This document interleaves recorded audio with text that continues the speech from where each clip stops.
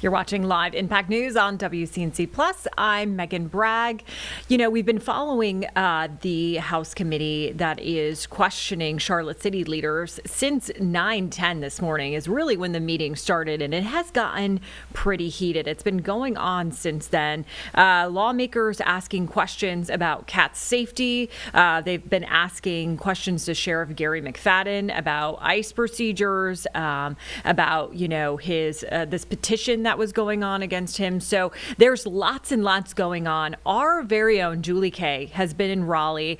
And Julie, you have seen just this really, I'm calling it spicy, this spicy committee just asking the sheriff, really hounding him on a lot of questions. Tell me what you've been seeing in there.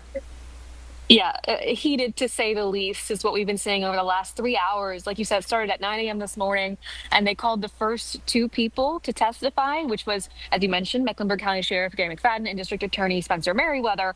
But after the first 30 minutes or so, it really just focused on McFadden. Everything from like you said, cat safety, to really hammering on his ICE procedures, and that kind of becoming a larger issue of, is Gary McFadden and is the Mecklenburg County Sheriff's Office following the law, whether it's this law with ICE or just in general. And so it's kind of spiraled from there.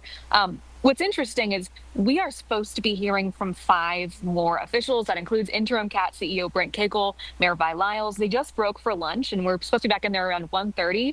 But I don't know that we're going to get to every single person today.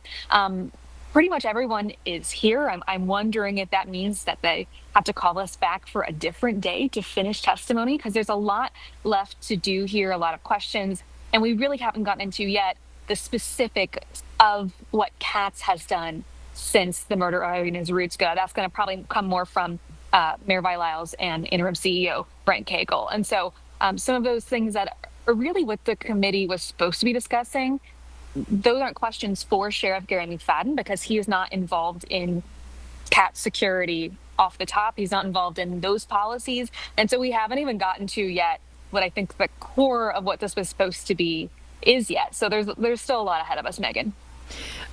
Julie, is Gary McFadden, the sheriff, is he done with questioning? Or are they going to call him back again after lunch? To my understanding, he is done with questioning for now, although a big piece of their back and forth was whether or not lawmakers have an open door policy for Sheriff McFadden to come back.